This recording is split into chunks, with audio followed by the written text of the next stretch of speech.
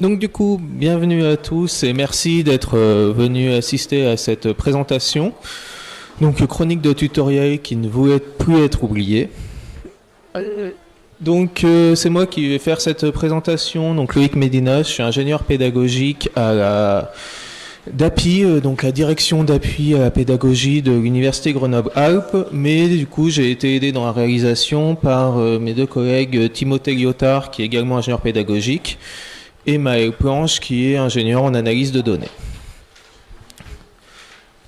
Donc comment va se dérouler cette présentation? Dans un premier temps, je vais vous faire en fait le constat initial, quelle était la problématique qu'on avait, notamment sur ces tutoriels. Quelle est la réponse qu'on a choisi de mettre en place pour leur apporter une nouvelle visibilité? Et ensuite, on verra une partie un peu plus technique sur comment on a fait le déploiement dans Moodle, du coup, de ces tutoriels. Et on terminera par quelques statistiques afin de voir si ça a eu effectivement un impact sur la visibilité de ces tutoriels et également quelques pistes d'amélioration. Donc notre constat initial, c'était en tant que cellule d'appui à la pédagogie, on met à disposition des enseignants des ressources d'aide sur les plateformes, notamment Moodle. Maintenant, ces tutoriels, ils étaient faits sous forme de fichiers PDF qui avaient été déposés donc sur intranet, accessibles aux enseignants. Donc, le problème, c'est que ces fichiers PDF, la mise à jour était complexe car c'est posé sur un intranet qui nécessite des accès spécifiques pour pouvoir mettre à jour les pages. Donc, ça fait de nombreux intermédiaires, ce qui fait que la moindre mise à jour prend vite plusieurs mois. Ensuite, on avait les problèmes d'accessibilité inhérents au format PDF et également le fait que la consultation en ligne pour les enseignants qui veulent des fois avoir qu'une seule partie d'un tutoriel ou ont besoin d'une information précise était vite complexe. Il faut télécharger tout le document, puis aller rechercher ce qu'on cherche.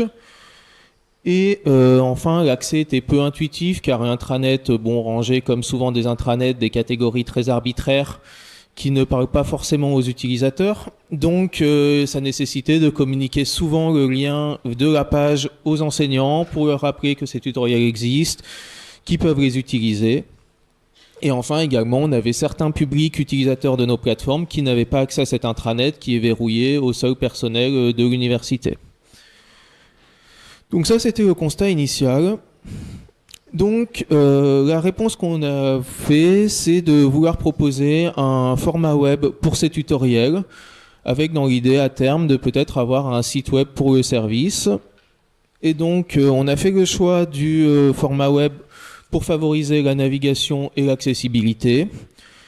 On a fait le choix de rédiger les tutoriels en Markdown car l'équipe qui rédige ces tutoriels n'est pas forcément portée sur le développement web et donc on devait avoir un format qui ne nécessitait pas de compétences particulières pour pouvoir être rédigé.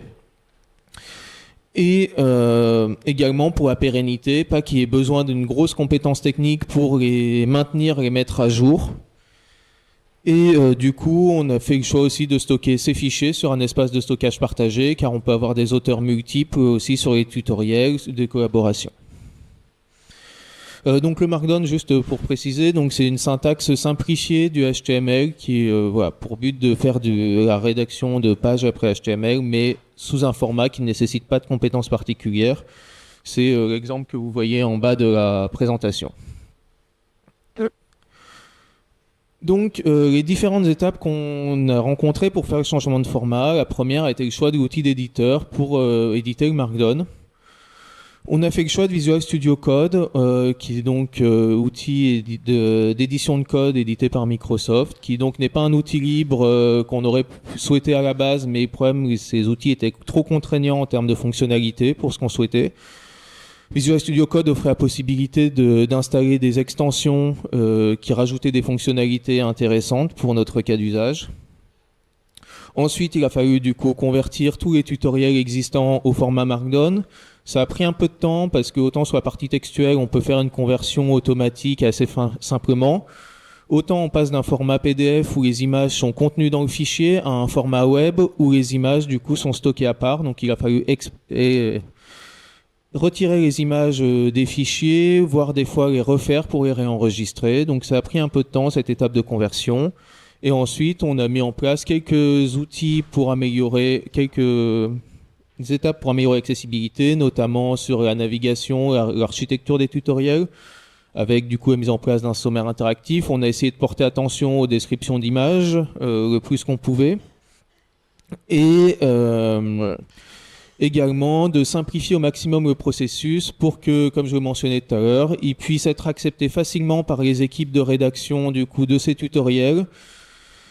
Donc avec la mise en place d'extensions et de macros chez Visual Studio pour faciliter le plus possible la prise en main et le processus d'édition de ces tutoriels. Alors juste avant d'aborder la partie déploiement sur Moodle, un petit point sur l'environnement Moodle à l'UGA, car on verra que ça a son importance sur certains choix techniques qui ont été réalisés. Donc Moodle à l'UGA, c'est deux plateformes. Une plateforme principale après Moodle UGA, qui représente environ 36 000 utilisateurs sur l'année 24-25, qui est la plateforme privilégiée, mais qui du coup est ouverte uniquement aux personnes disposant d'identifiants universitaires. Et en parallèle, on a une plateforme appelée Moodle e-formation qui est moins utilisée, à peu près 13 000 utilisateurs, qui, elle, permet d'accéder via les identifiants universitaires, mais également via d'autres universités, via la Fédération Renater, ou également même la création de comptes manuels, donc qui est utilisée pour des fois des publics, des formations qui font intervenir des intervenants extérieurs à l'université qui n'ont pas d'identifiant. Donc, comment on a déployé les tutoriels après sur Moodle une fois qu'on les avait au format Markdown. Donc, on a fait le choix pour chaque tutoriel de faire une activité page pour avoir du coup cet aspect navigable en ligne. On a gardé l'option de téléchargement en PDF pour certains enseignants qui préfèrent une consultation hors ligne ou aussi qui puisse faciliter l'envoi des tutoriels. On a utilisé donc le format de cours Moodle Tuile afin de bénéficier de l'affichage en pop-up du coup des pages. On a mis en place également un achèvement automatique donc des pages, ce qui nous permet de sortir des statistiques d'utilisation de ces tutoriels, alors qu'ils veulent dire ce qu'elles veulent dire, car ça veut juste dire qu'ils ont ouvert la page, pas forcément qu'ils ont lu ou appliqué ce qui était contenu, mais ce qui est déjà plus que ce qu'on pouvait faire en termes de statistiques sur l'intranet. Et on a mis en place une navigation donc par activité et ou de recherche par nom de tutoriel, afin qu'un enseignant puisse directement aller chercher les tutoriels qui concernent l'activité qu'il est en train de créer. Et du coup, le cours qui regroupe ces tutoriels est accessible depuis n'importe quelle page de la plateforme via une section aide située dans le bandeau supérieur. Alors je vais faire après je vais présenter un petit aperçu du résultat, mais juste avant du coup pour la partie plus technique sur comment on fait le déploiement de ces tutoriels, le passage du Markdown aux activités pages. Donc on a fait le choix du format HTML, on les intègre les pages au format HTML car le format Markdown contenu dans Moodle était trop limitant, notamment pour les aspects de liens d'image et de gestion des deux plateformes distinctes. Donc on convertit automatiquement le Markdown en HTML et en PDF. Alors ça fait des fichiers PDF qui ne sont pas forcément optimaux en termes de mise en page, on est sur une conversion automatique, mais on estime que ce n'est pas le format privilégié de consultation. Et du coup, on a fait une fonction macro qui réalise en fait toute la mise en forme du HTML, c'est-à-dire va mettre à jour les liens d'image selon la plateforme sur laquelle on souhaite déployer notre tutoriel, va ajouter également les différents éléments qui sont les classes CSS, le pied de page, et ainsi de suite. Et du coup, ensuite, dans le cours Moodle, en fait, on utilise deux dossiers avec le paramétrage non visible mais disponible pour, dans l'un, stocker les images et dans l'autre, stocker les fichiers PDF auxquels, du coup, on va donner accès via les activités pages.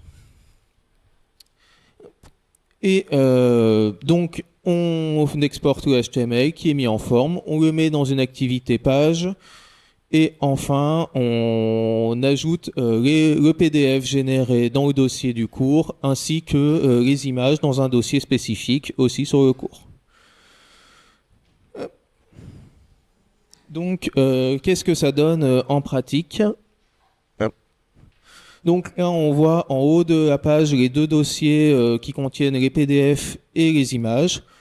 En dessous, on a la navigation donc par activité, avec pour chaque activité une fonction d'explication de l'activité qui est reprise donc des explications proposées par le sélecteur d'activité Moodle. Ensuite, quand on va cliquer sur une activité, en dessous, ça va afficher donc les différents tutoriels disponibles pour l'activité sélectionnée.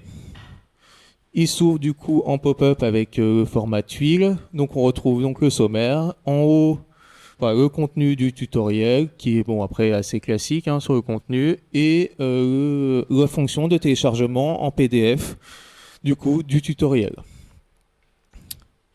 Et également l'autre mode de navigation, enfin de recherche, donc qui est une recherche textuelle classique qui se fait sur le nom des tutoriels. Voilà, qui va sortir du coup les pages correspondant à la recherche.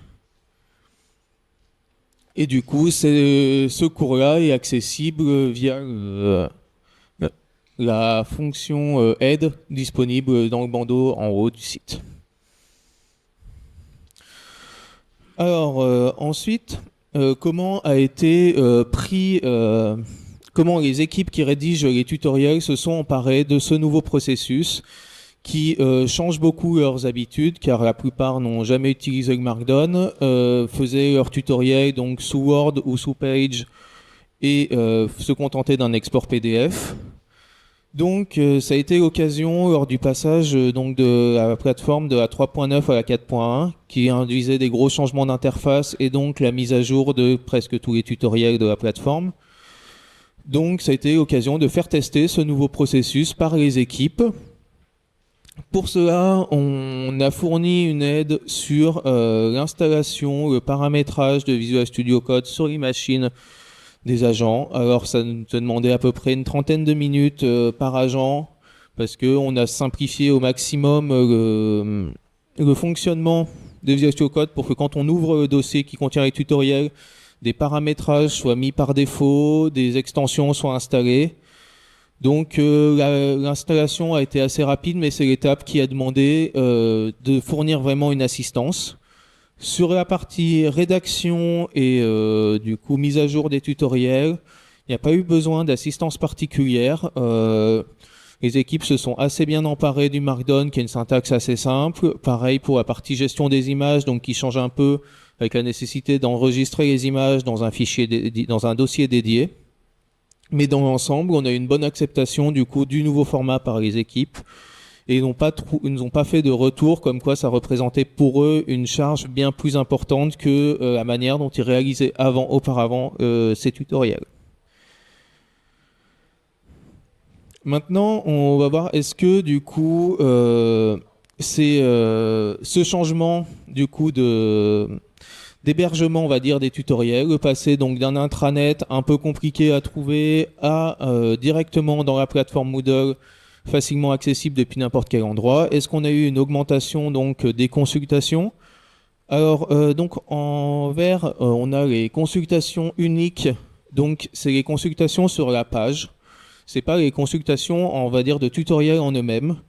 Donc sur l'année 2022-23, on était encore donc sur les tutoriels sous forme PDF sur intranet. On est à peu près à 350 consultations uniques. Alors pour un ordre d'idée, à l'UGA, on a à peu près environ 5000 enseignants et en personnel qui utilisent les plateformes Moodle. Donc au final, un nombre de consultations assez faible. Après, on ne pouvait pas sur l'intranet sortir les nombres de consultations pour des tutoriels spécifiques. Donc ce qui fait qu'on ne sait pas sur ces 350 personnes combien en particulier ont réellement ouvert des fichiers ou trouvé le tutoriel qu'ils cherchaient. Ensuite, donc sur l'année 2023-24, ça a été la phase de déploiement. Donc on voit que déjà on augmente quand même sur les consultations, mais avec un pourcentage relativement faible de personnes qui ouvrent réellement un tutoriel pour du coup le consulter. Alors sur cette phase 2023-24, c'est la phase de déploiement, donc on n'avait pas encore fait vraiment de communication, c'est une phase un peu transitoire. Et sur l'année 24-25, on est du coup sur le déploiement, on va dire, finalisé, et avec du coup des actions de communication qui sont mises en place pour informer les utilisateurs de ce nouveau format des tutoriels, leur indiquer où il est disponible.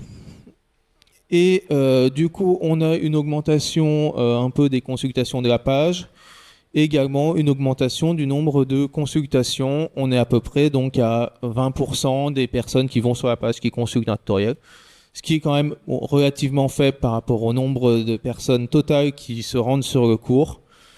Mais on augmente quand même petit à petit par rapport à ce que c'était donc sur l'intranet. Alors, quelles sont ensuite les quelques évolutions envisagées ? Les évolutions pourraient se faire notamment sur la question de l'hébergement, qui sont actuellement donc sur un simple fichier, enfin un dossier sur un lecteur réseau. On pourrait envisager d'utiliser un Git notamment pour après faire une alimentation aussi d'un site web pour le service, car on a en fait des tutoriels qui concernent aussi d'autres outils que Moodle et donc qui eux restent sur leur ancien format PDF perdu au fond de l'intranet. Donc l'idée ce serait peut-être d'arriver à mettre cette méthode sur les autres tutoriels et à pouvoir faire un déploiement web en fait en parallèle du déploiement dans Moodle pour les tutoriels ne concernant pas Moodle. Enfin, l'autre problématique est d'élargir le public concerné, car là, pour le moment, les tutoriels qui ont été présentés sont uniquement des tutoriels à destination des enseignants. Toutes les ressources d'assistance pour les étudiants sur l'utilisation de la plateforme, elles n'ont pas encore été concernées par ce nouveau format, et donc l'idée, c'est d'élargir ce format à une aide étudiant disponible dans la plateforme. Donc, pour conclure, en fait, on n'a pas repensé les ressources en elles-mêmes, qui, elles, restent très classiques, et leur contenu évolue assez peu sur des ressources d'aide, mais surtout repenser en fait l'environnement, parce que c'est vrai que c'est souvent, on a beaucoup de réflexes pour les cours, quand on conseille des enseignants de leur dire de ne pas faire un cimetière de PDF, de faire attention à comment ils organisent leurs ressources et tout, mais des fois, nous on a nous-mêmes ce biais dans les ressources qu'on crée pour les enseignants. Et donc, l'idée de repenser en fait l'espace dans lequel on met ces ressources pour qu'ils soient en fait adaptés et avoir donc une mise à jour qui soit plus simple, une navigation plus efficace pour que les personnes perdent moins de temps à chercher les informations qu'elles souhaitent, une accessibilité améliorée et également du coup plus de visibilité et à terme pour nous aussi des statistiques plus détaillées, notamment maintenant on peut sortir du coup des statistiques par tutoriel, ce qui nous permet aussi de voir un peu de quel type de tutoriel, quelles activités, sur quelles activités les enseignants sont plus demandeurs d'assistance que sur d'autres. Donc voilà, c'est l'importance de penser en fait l'environnement dans lequel on met les ressources et pas uniquement au contenu de la ressource en elle-même. Donc j'ai fini du coup cette présentation. Alors j'ai mis quelques ressources sur l'espace de cours, notamment la présentation, la vidéo et la liste des extensions Visual Studio Code qu'on utilise. Je n'ai pas mis les morceaux de code sur les macros et la navigation, car ils contiennent des informations qui sont spécifiques aux plateformes de l'université Grenoble-Alpes. Mais vous pouvez m'écrire un mail si vous souhaitez, vous êtes intéressé pour les mettre en place. Je pourrais vous fournir des versions anonymisées, enfin à dire coupées, des liens spécifiques aux plateformes du GA. Voilà. Merci à tous.